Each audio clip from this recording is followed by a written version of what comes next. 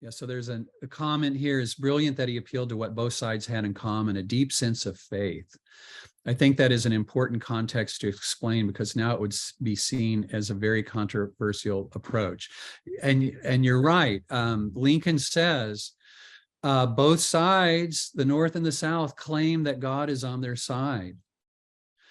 That doesn't, the country lawyer then steps in to say that's hard to make sense of, right? Because how could God be on both sides? One side's got to be wrong, one side's got to be right. And then he goes on to say the ways of God are unknowable, though. And those, we believers have to believe that God has placed our nation in this crucible, this horrible, horribly violent crucible, for a purpose. And the purpose that I, Abraham Lincoln, I'm going to identify is that we are a nation that has proven that democracy is worth defending, and that equality and liberty for all people is an ideal that we can take into the future and can build upon.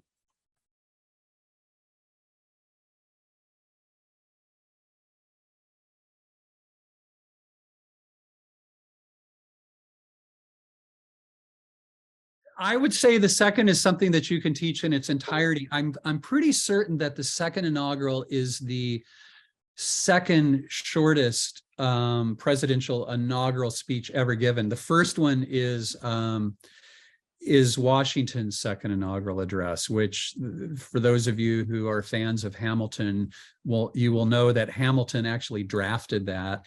And I believe that Washington's speech is actually 175 words long, which is the shortest. But the second inaugural address, I put the whole thing up there for you. And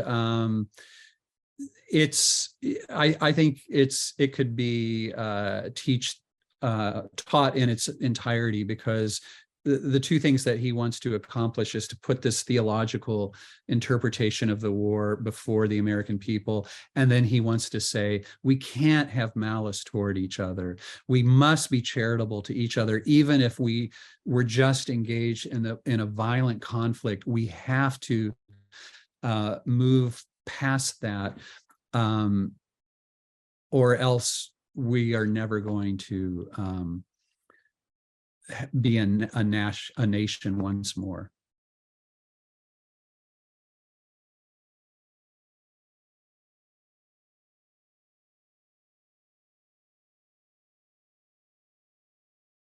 Yeah, that's a great question. What I know about that is really has primarily to do with the Gettysburg Address. And like a lot of writers, Lincoln wanted to make it seem as though he just tossed it off, right? His famous line is that, he took a train from Washington, D.C. to Gettysburg, Pennsylvania, and he says that he wrote it on the train. Like he was not afraid to try to make himself look like a genius, now and then. And like, I just tossed this off, during the train ride. But the evidence is actually of that is contradicts what he said. And that is, there are multiple drafts of the Gettysburg Address. And the evidence is also that he began it several weeks before he had to deliver it. So he wasn't like, my worst student who begins writing a paper at 3 a.m. that's due the next morning, right? That's what Lincoln wants to make it seem like. I can deliver brilliance when my back is against the wall. But in fact, he was a good student who worked on his writing. And I think in the link that I include in this PowerPoint, for the Gettysburg Address, I think there are at least 4 drafts that you can kind of compare to each other. And there seems to be evidence that there were more than just that one, those 4 too, that there were actually some that he got rid of. So he was careful. He was a writer. He wrote, he crossed out, he added, but his great gift, as you can see with the comparison between William Seward's last paragraph of the inaugural address and Lincoln's, is that Lincoln was brilliant at eliminating extraneous language and cutting to the very core concept and using the most powerful words to communicate that core concept. And so while he begins his life as a politician using all sorts of flowery language, the war really convinces him to strip down his language. There's an excellent question here about, did Lincoln read Thoreau and Emerson perhaps?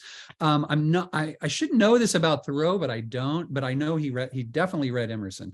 Emerson actually goes to see him early in his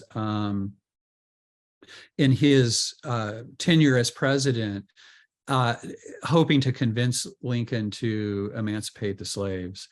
And Lincoln, Lincoln, again, does what a good politician does and says, oh, I love all of your works, you know, and also I saw you speak in Illinois once in the 1840s.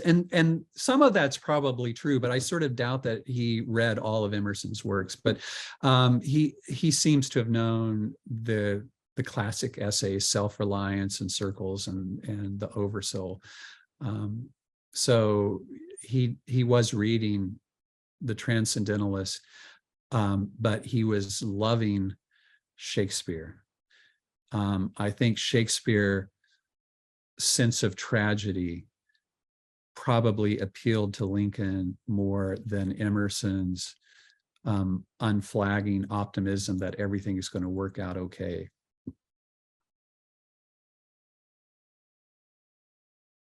I can't help but think about Lincoln delivering an address by Zoom, because I could see your faces, you know, and a number of people have talked about how Lincoln had this voice that was unpleasant but carried. And with Zoom, he wouldn't have to do that. I see this wonderful comment also about how with my 11th graders, I constantly try to demonstrate that fewer words are stronger.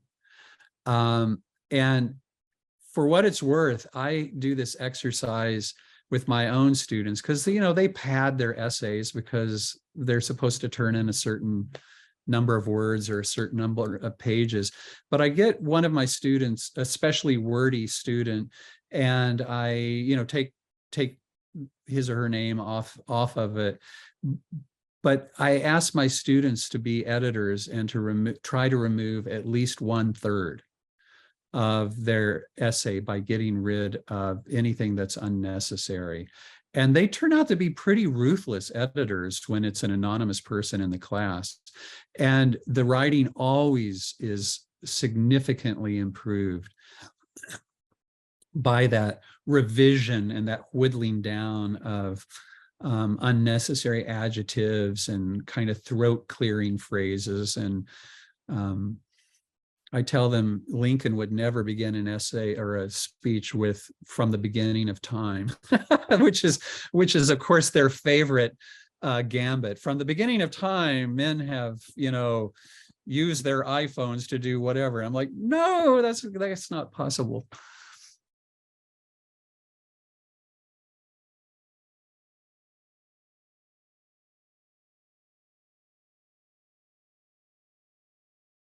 That is what the answer is that Sherman's destructive march through the South, which essentially sealed the deal on the conclusion of the Civil War, had occurred before Lincoln's death.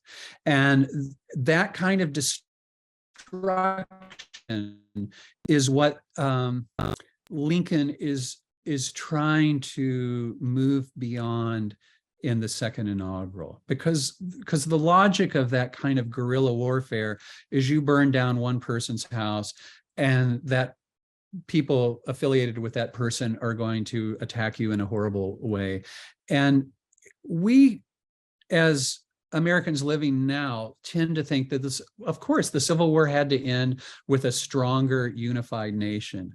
But when Lincoln's given the second inaugural address, and for several years afterwards, it is not clear that we are going to continue to be a United States. The fear is that the slightest the slightest provocation, including a constitutional amendment to eliminate slavery, might create an eruption of violence, and the war will continue on. So that's the task that Lincoln is trying to achieve, is some sort of healing and reconciliation.